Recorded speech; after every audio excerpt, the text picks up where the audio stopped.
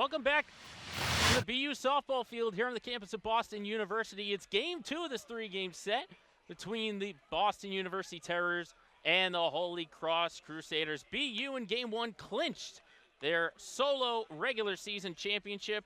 Now it's all about bragging rights as Holy Cross looks to respond and continue their push for Patriot League postseason. Hello, everybody.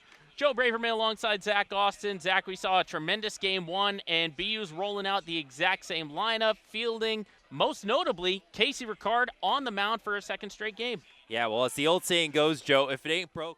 Ricard entered today, tied for 6th in the nation in total strikeouts on the season. We were talking about it before. Also, the All-American will add her name to the list out on foul territory in right field. Swing and a miss. Back-to-back strikeouts for Ricard, and she looks as good as ever. 6 up, 6 down. BU up 1. There's the 1-2 outside to make it 2-2. When we talked to Coach Ladino about Mulkeen, she says that she's still young, still trying to work on the composure side of things, and that she's been taking all the coaching and putting it to her advantage. Here's the 2-2. Outside, misses again, and the count is full. Yeah, that's the thing you got to remember, too. A lot of these players at this Division I level, they were the star at their high school. They were the player. They had unreal stats. Now you're stepping into a level where you're not going to be the top player most of the time right away, unless you're at a Casey Ricard level, perhaps. And there's always that adjustment factor. 3-2. Outside, ball 4. Another walk for Iris Klein. Sounded like a broken record on this one. And there's the first walk given up by Mulkeen in this outing. And it'll bring up Livia Christopher. Yeah, she's got 30. All the things Kylie Doherty's at. Sacrifice fly is another one. She had 3 more than the next best player. And that is lofted out towards right field. Emery going back, and that is out of here!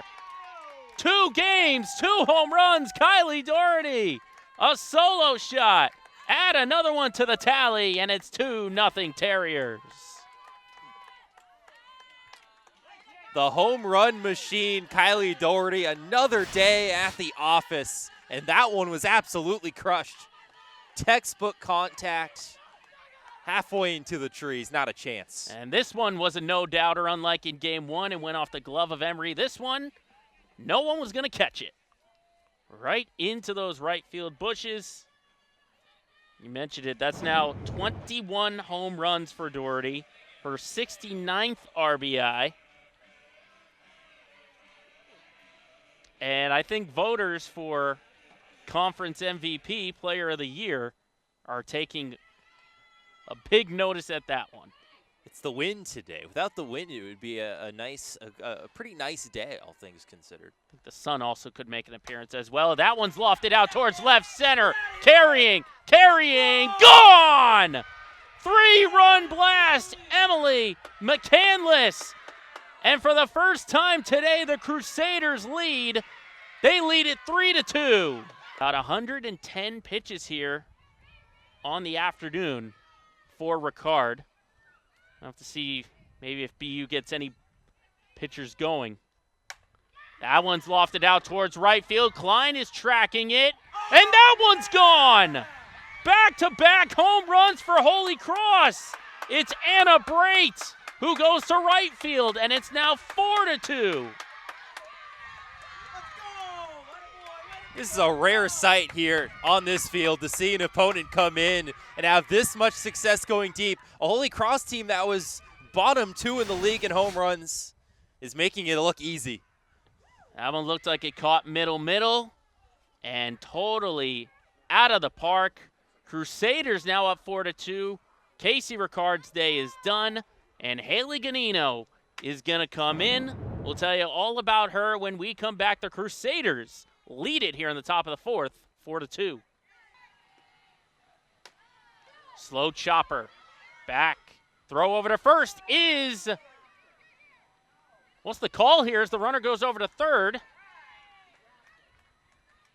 As there was a collision between Depies and I think the umps are going to get together to talk about this. Oh, no, there's going to be an infield be meeting for one. Interference, maybe. Try and take a look at this again, as it was a chopper back to Mulkeen. Yeah, well, I think that Joe Ladino is going to talk to his infield anyways. The umpires aren't really talking right now for the most part.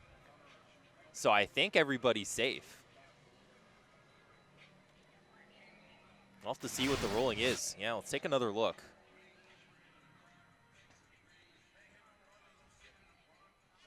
Throw looks like it kind of went off maybe the visor of the first baseman. I think it might have glanced off the forearm of Depies, and that's what got into the visor. Now the umpires are talking.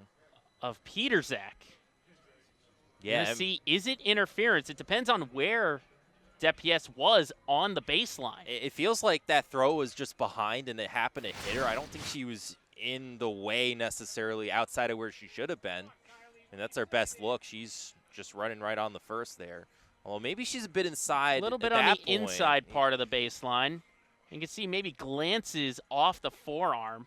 To me, that seems incidental. But, you know, again, it's, yeah, everybody's ruled safe. The umpires just had a discussion.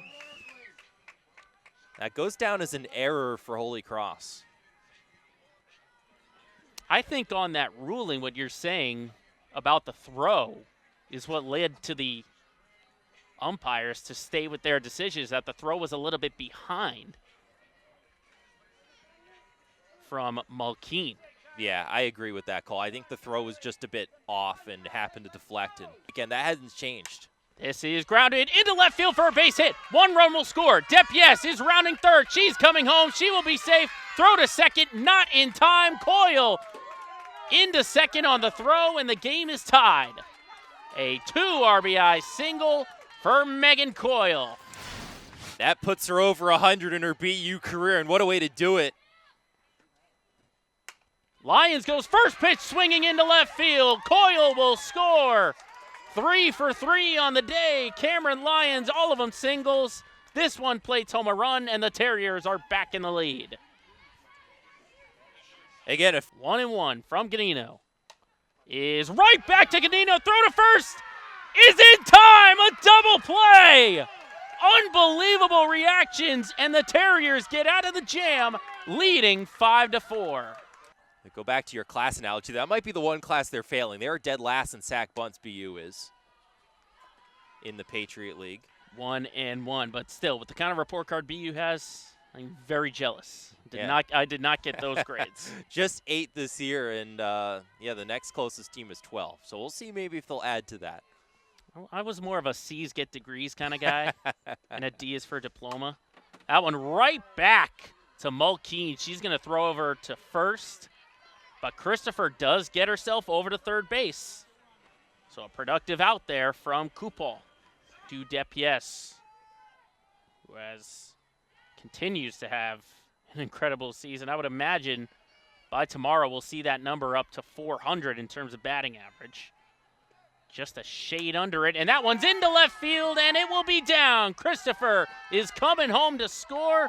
Brooke Depies, her third time reaching base, an RBI single, and some insurance for the Terriers. They now lead it 6-4. She is in line for the win. Slow roller, that's going to get to no man's land. Lyons is going to reach. Here comes the throw, is dropped and safe.